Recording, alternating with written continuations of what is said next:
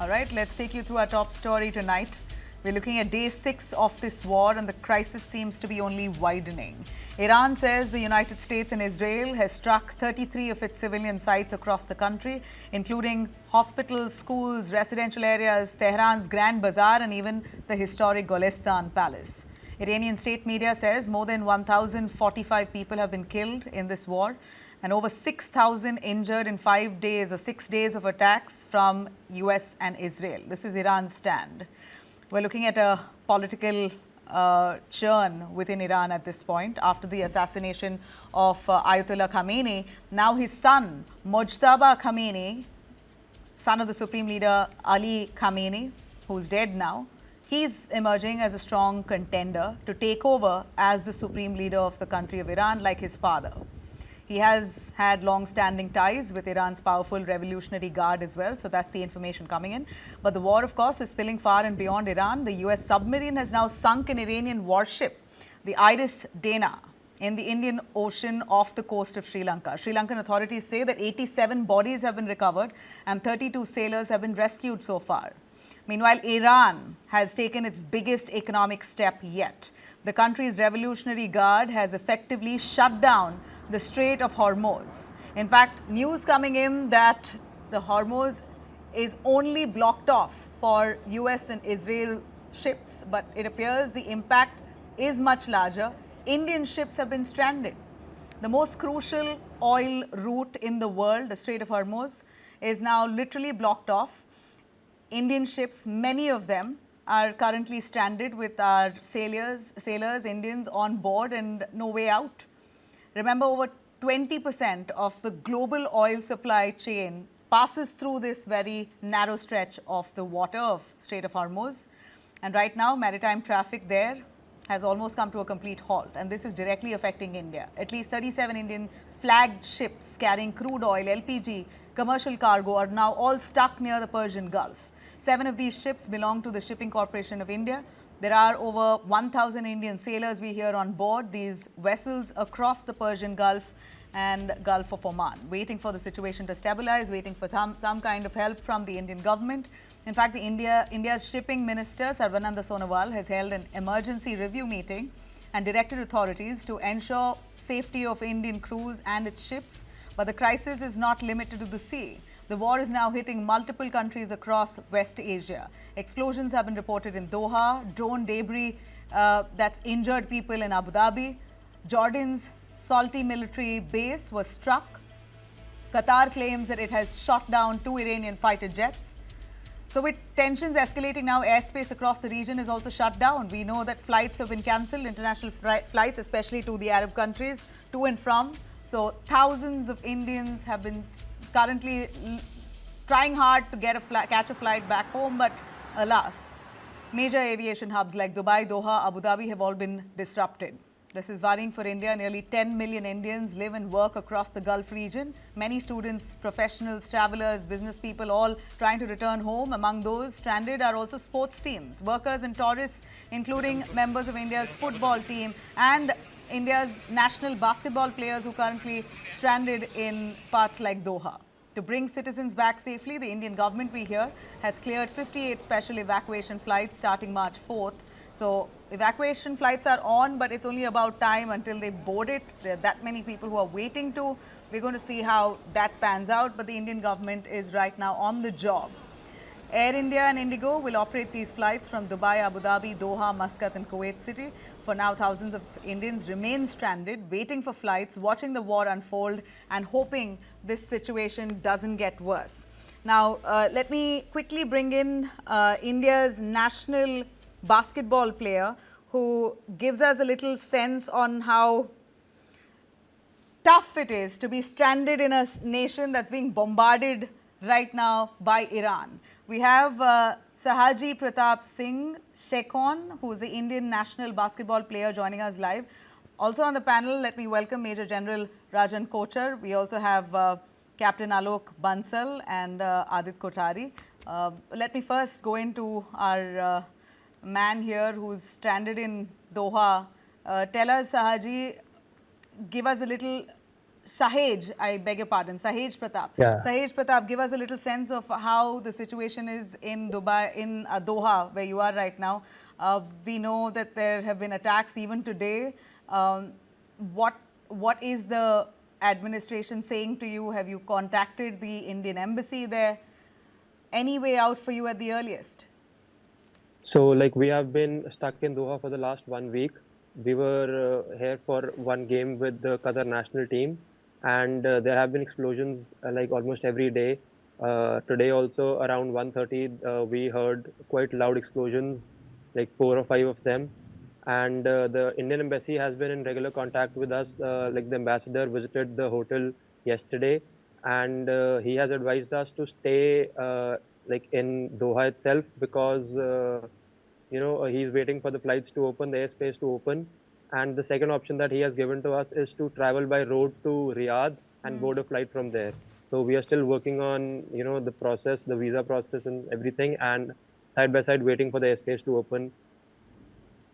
What do you hear? The last few hours we hear has been hectic. What have you heard from the ground? Any sounds that you hear? Where are you housed? I mean, we are in a hotel, and around 1:30, like 1:30, we heard quite loud explosions, and I suppose they were the missiles being intercepted. There were 5 or 7 of the explosions we heard. They were pretty loud. I mean, they were the loudest explosions we have heard over the last 1 week. And we even got our national security alarms on our phones, but like within an hour, the alarm went off. So hopefully it's safe right now. Are you venturing out of your rooms at all? No, we aren't. No, not at all. Have you been advised by the regime there not to step out? Yes, the Indian embassy has advised us to stay in the hotel itself. Okay, rewind for us. Indian embassy says that you now have to travel by road. That's also stepping out? I mean, that's an option they have given us. So now, I mean, we are just waiting because the Qatar Airways has given us an update that they will tell us about the flights tomorrow morning. So we're just waiting for tomorrow morning, just in case if the airspace opens and we can fly back. How long have you been stranded? Since the 27th, 26th, like we played the game on 27th night, and we were supposed to go to Lebanon on the 28th, but like we couldn't board the flight. Wow. So it's been around a week. Lebanon is another war-torn area right now. Exactly. That's why we didn't board the flight. So we preferred to stay in Doha. But has anyone from Doha approached you? I mean, we know in Dubai the royal family has been out on the streets, literally, going to malls and just convincing people that all is fine. We're doing all we can to tackle this problem. You are safe. In Doha, have you seen any of that approach? No, nothing as such in Doha. Okay. It's just the ambassador came last night, and we had one of the embassy people visiting. Like there's one person who has been assigned with us, so he visits quite regularly. And last night the ambassador, like the Indian ambassador, came himself. Yeah, that's all. So you've not stepped out since then. How many days are you housed inside that hotel? It's been 7 days. My God. And all your supplies are coming to you? Is that free of cost? Are you paying for that hotel and that stay? No, like it's not, we aren't paying for anything. It's been taken care by the Federation. So we are getting everything, food and everything. Federation of India? Yeah, the Basketball Federation of India. But the government, Qatari government has not really stepped into... No, I haven't seen anybody from the Qatari government. Because we know that in Dubai this is happening, where people are being given free extended stays until this situation even subsides. I saw it over the internet, but I don't think so it's happening here. It's been taken care by the Federation itself. Okay. Stay with us, please. I request Major General Rajan Kochar, who's a defense expert and strategic expert as well. Sir, your take on this. We have a national basketball player joining us live, telling us how it's been 7 days. He's hauled up at a hotel room and doesn't seem like there's a way out except for him to travel to Riyadh by road. The Indian Federation of Basketball is aiding them, spending on their extended stay and whatnot. But that approach that we see in UAE, where citizens are being assuaged, their fears have been assuaged. But in Qatar, it's a different story, though Qatar is severely being attacked. What's your Thank you, view on Nabila. I this? think as far as the Indian government is concerned, these contingencies are nothing new because we have had this similar kind of situation, Operation Ganga, and all these various operations were carried out for evacuation. Uh, uh, there are two, three important points which I would like to bring out here. But the first important point is that whenever an advisory is issued by the Indian government, I think the embassy has to be slightly more proactive on that. Because what we have seen is that in spite of advisory being issued, the situation or the gravity of the situation is not actually understood by the people there. And just imagine a diaspora of 10 million people in this area. In UAE itself, 3.5 million people. So it's almost 35% of the population of UAE are Indians who are actually settled there.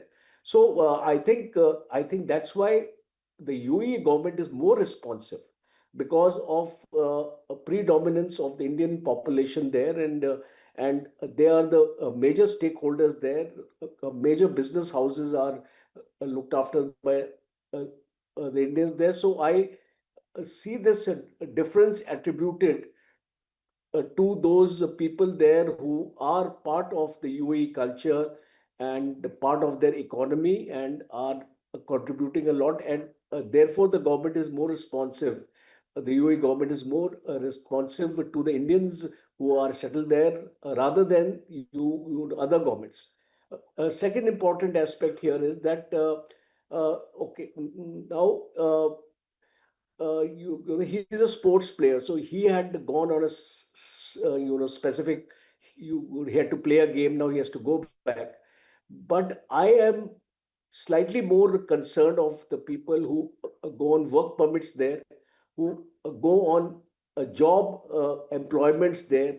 Now, what are the employers doing for their safety after such a calamity takes place, or such a force a major clause, I think, should be part of their uh, contract. And a force majeure actually means something unexpected, which you don't, like a war or like an earthquake or things like that. So I think we need to have a greater scrutiny on their contracts also and on their safety also, that what aspects the employers can pitch in to make their evacuation from there much easier, and the synergy these employers are having with our missions there, with our embassies there, because we have seen that some of the missions have been very, very responsive and doing it very well, but some of the missions are not geared up to actually handle such an exigency. So, you see, I'm not criticizing anybody here.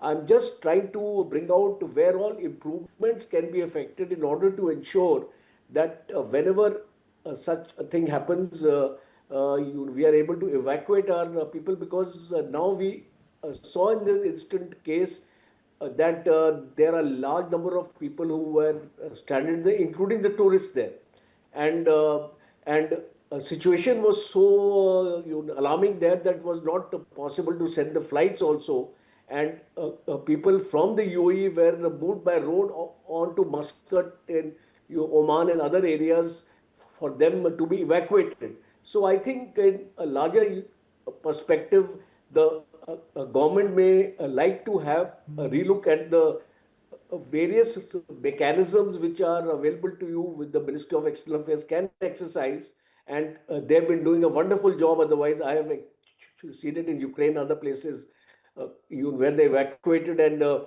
very good understanding with the government of the day was How's exhibited. India's A similar, relationship with Qatar? How's India's relationship with Qatar, sir? yeah, not too good, I can say that. I can tell you because of that recent incident. One of our naval officers is still, stranded there, and he has not been actually sent back. So it's a blow hot, blow hold relationship. Otherwise, Qatar and India enjoy a very good relationship. The LNG contract of 30 years India has executed with Qatar. So I'm not, one odd incident cannot define. Define a relationship. I would say that I think relationships are pretty good. And Prime Minister Modi, if you see in the last 2-3 years, he has visited the Gulf countries a number of times. So he understands the relationship and the importance of a relationship with the Gulf countries. So I don't have anything to say as far as relations are concerned, because relations are Okay. So you're saying things will clear up as soon as possible, but I don't know how soon. If 7 days is a long time, you know. Captain Alok Bansal, 7 days is a long time. There are evacuation flights flying in from many parts of the Arab world, but doesn't seem like Qatar has really started that operation to that extent it should. Sahaj, would you tell us if there's any evacuation flights flying out of Qatar, of Doha Firstly, you need to understand that the location of Qatar, Qatar is such that you cannot have any flights actually flying from here. It's actually surrounded by hostile thing. Doha has one of been the main target of attacks by Iran. In fact, even the Qatar Airways right now is operating from Muscat. Whatever little flights they are operating, they are not operating any flights from Doha. So Doha, the airport is completely closed. Considering the geography, evacuation from Qatar is not so very easy. As far as Indians are concerned, please remember, Indians are the largest expatriate population in Qatar as well. Yeah. You understand, there are two Indians for every Qatari citizen. In fact, 60% of Qatar's population is South Asian expatriates, of which over 2/3 are Indians and Nepalis. So it's a huge population as far as Qatar is concerned, as far as Indians are concerned. Of course, it's an absolute monarchy. We have had pluses and minuses as far as our relations with Qatar is concerned. As General Kocher told you, we had an issue of a firm which was primarily manned by Indian officers being closed down by Qataris for different reasons. One of the naval officers continued to be stranded there. But on the other side, on economic world, we have a very long-term contract, gas, etc. We are doing a lot. Qatar had relatively good relations with Iran as compared to other countries. And Qatar's foreign minister did manage to speak to Iranian foreign minister, but Iran has made it very clear that any American base, any country which has an American base will be targeted, and that's what they are targeting. And that continues. So to my mind, Qatar, being a smaller country, apart from Bahrain and Kuwait, is likely to be targeted a lot. And that's what's happening. I don't think so. How long do you think this war, this onslaught will continue? How long do you think? US has said the next 2 months is crucial. I mean, I can't believe if the war goes on for the next 2 months, what kind of impact would it have on global economy, on just everything? It will have a ripple effect. Now, oil is choked. India's supply of oil that's coming in from the Strait of Hormuz, though it's only 20%, that's what they say, but that's still substantial. See, but they have said that today I had the Deputy Minister of Foreign Affairs of Iran in my office, and he did tell us very clearly. He categorically stated the Strait of Hormuz is not closed. It is only. Why are 37 Indian ships hauled up? Why are they blocked off? Let me make it very clear. Let me make it clear what his statement was. He says Strait of Hormuz is closed for US and Israel. Yes, we heard you. But inevitably, 37 of our Indian ships are stuck. I agree. But why would a merchant ship try to take a risk in that sort of a situation when there is a threat? So I think if we have to actually test Iranian statement, we probably may have to escort some of these ships out of Persian Gulf or send something before it closes completely. So that may be worthwhile. And let me make it very clear, while we get a relatively lesser amount of crude from this part of the world in recent past, traditionally this has been the main supplying arena for India. In fact, Iraq, Saudi Arabia and Iran were the main suppliers. Of course, in recent past, Iran, we have been receiving zero crude. And before Russian oil came into play, Iraq was our largest supplier. So it's not that this area is not important. But please understand, Iraq has already stopped production from most of its field and is going to shut down completely. Qatar has shut down its gas fields completely. Now, while crude we may be able to source from other sources, gas will be a major, major problem. In fact, you will not be able to source gas from other places. LNG is going to become a problem. So that will have to be seen. So there are issues which are there.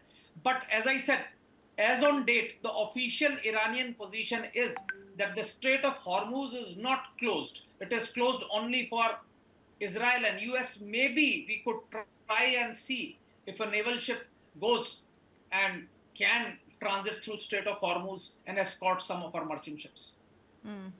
All right, Adit, would you want to comment on this? Even as actually, let's speak about India reaching out to the Minister of Iran and also signing the condolence book for Ayatollah Khamenei. It's huge. This is India received a lot of flack for not condemning the assassination, but now you have the External Affairs Minister S. Jaishankar reaching out himself, and this speaks for a lot. And now it seems like Iran and its softened stance on India by also reiterating that Strait of Hormuz is only blocked off for Israel and US ships and no one else. What does this speak of? What does it convey? India's relations and will India's economy be impacted? I don't know. We're looking at oil being choked inadvertently. We shouldn't be the ones bearing the brunt of energy and oil shortage. So I think, Captain Bansal made a very valid point. From a pure crude oil perspective, we will be impacted nonetheless, but that is something which India will be able to navigate through, will be able to mitigate, because we have other sources that we can go back to. So, Russia is open for us. We already have negotiations open with Angola, Nigeria, and Venezuela for that matter. Where we really get hurt, critically hurt, is probably the LPG and the LNG sector, which diversification becomes a bit of a challenge to sort of navigate through. But just from a perspective of the Strait of Hormuz being open for countries, friendly nations like India or China, this selective sort of shutdown that Iranians are proposing, it is a sort of an invite to the West that's saying that we are ready to escalate with you. And I don't think insurers or shipping vessels will want to take that sort of a chance with ferrying any sort of vessels at this point of time. We've already seen the kind of insurance prices have already gone up. So I think this is a calibrated position. It's almost like a trap that the Iranians are trying to set for the US and Israeli and the Europeans as well. Basically saying that, if you want to take a chance with Strait of Hormuz, we are ready to escalate with you as a consequence, which will hurt the entire world thereafter. Just going back to what India has done with regards to, getting the 58 flights operational to evacuate, its interests in the GCC countries, all of the people who contribute almost about half of India's remittances. I think almost about 45% of India's remittances come from the GCC countries, where UAE controls almost about 23% of it. I think India's done a rather decent job. Yes, according to General Kocher, it is sluggish, but nonetheless, we've got to look at the kind of scale. The Americans are evacuating somewhere around 9 to 10,000 people. The French are evacuating or have the interest to evacuate roughly about 400,000 people, whereas in comparison, India has roughly about 10 million people. So the scale is massive. The kind of operations that you would have to stitch up, and the kind of checks and balances, the permutation combinations that you would have to work out is massive. So generally speaking, our embassies, our missions abroad normally have lesser staff as compared to some of the other nations. And keeping that in mind, I think India's done a rather stellar job. You have the regular updates coming out from the various embassies, the various missions in the GCC countries. People are in touch with the people stranded there, and now as a consequence, you're also seeing the subsidized flights being put out by the government of India. And they've done this in the past as well. They've done this in 2021 during the COVID and then the Ukrainian issue. So I think over the years we've seen this sort of evolve with the Indian missions abroad, where they've taken this to a next dimension about getting in touch with the diaspora and ensuring that they're well looked after. And now just coming to the Iranian condolence side of things, I think it's a very well calibrated move. I think we should have done this sooner rather than later. But then you also have to appreciate the interest where, the GCC countries were hit. India has a large number of, Indians working in those countries. So that, balancing that, providing that monkey balancing was critical. But at the same time, we've also put out the statement that, Iran is a critical ally of India. They have been friends with us for centuries and historically. And the condolences to the assassination of a sovereign state leaders, is something that we are worried about. So I think the signaling is very balanced and very calibrated, Nabila. All right. Sahej, your take on the mental toll this is taking on you. I know 7 days is not easy, and to be seated inside a hotel and waiting for the situation to subside. And we hear today Doha was attacked, and it must be really intense for a player who's otherwise out and about on the field to be hauled up 7 days inside. How is it playing on your mental health and also your team? How many of you are there? So we are like 18, including the staff. We are 12 players, 2 managers, and then the coaches and physios and trainers. So initially, like it was okay. We thought that we could get out of Doha in a day or two. But now, like players have started panicking. The coaches, the staff is getting calls from the parents, and now like today, as there were explosions, now there's kind of panic in the team. So, I mean, the mental toll is there on the team. Again, about the food and essential items, is it all being given to you adequately by the hotel staff or? No, like food and everything has been given like by the hotel staff. It's good. Everything is good. That's not an issue at all. So any medical emergency, all of that is sorted. It's taken Yeah, care of. we have doctors, we have team doctors, we have team physios. That's not an issue. Okay. Yeah. Any We message just you want hope to to? get. Any No, we just message you hope to want to get give to back. the Like Indian government? that's all. Like we have been waiting for the rescue flight. I hope the Indian government, sends a rescue flight, or like we can get to Riyadh. But the only thing that the Basketball Federation is concerned about is the safety of travel by road Yeah. from Doha to Riyadh. Yeah. How That's far all. is it? It's like 600 kilometers. So we had a Zoom call with the president of the federation today, and that was the only issue that the federation had, because like the safety of the players. It takes around 8 to 9 hours to travel those 600 kilometers. It takes around 2 hours to travel to get out of the border, because the border has been choked. The Saudi border is choked Riyadh right was now. also attacked, so it's not like as if you're going into safe territory.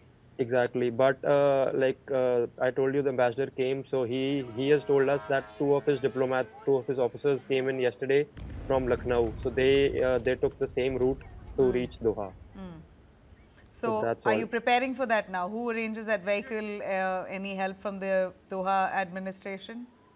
I mean, the embassy is going to arrange everything, the visas and everything, but it's not like we are still like thinking about it. We haven't finalized anything yet, because our he's from the US, so it's like it's a bit of a risk to have him with us as well. Well, okay. Sahej, we are in touch. We will stay in touch with you, and I hope you're safe. And if anything, you are always free to reach out to us. You know who to contact. You can stay in touch with us if anything Yes. further and beyond. I Thank you really so much. appreciate you joining us here tonight. Right. Thank you so much. Do Thank you for stay having me. safe. Yeah. Major General, quickly on the countries like Spain now outrightly saying that we will not allow US to work from our base. We will not give them space to strike from our ground. So Iran appreciating that Spain, one of the countries that has refused to entertain the United States. So growingly, we're seeing more countries now condemning the US-Israel strike on Iran. What's your view on this? The world now polarized on this war. Yes, Ravila, I am also of the opinion that this war was unwarranted at this point of time, and it was the kind of signaling was being made that it's a preemptive strike. I think it's laughable. there was nothing like preemptive as far as this war was concerned. Iran was not planning to strike against either the Israelis or the US interests in the Gulf. So these kind of wrong strategic signaling is leading to a lot of repercussions as far as the reputation of the Americans are concerned. I believe the domestically also Trump's rating has taken a hit there, and you see, if you are having an objective of a regime change, it's not going to happen even after you go to fight for 6 weeks or 2 months or 3 months. So that very premise on which you initiated this campaign, and even if I actually analyze this campaign for 6 days now, and I see the White House memo of those four objectives which they have outlined for themselves: the missiles, the nuclear, and the naval power, and the proxies. And if I take an assessment of this 6 days of war, I don't find Americans have made any headway as far as any of the objectives concerned. Maybe the naval power, they've been able to inflict huge casualties on the warships of the Iranians. But apart from the missile and nuclear and the proxies, I don't think any great headway. And now, as you mentioned in your program, they have started attacking the civilian targets, because this shows a sign of desperation, because military targets, you are not able to achieve the kind of results you have set out yourself for, and now you are addressing the civil targets. So I think this campaign has been ill thought of, as you have seen the statements emanating from Great Britain and France and Germany also.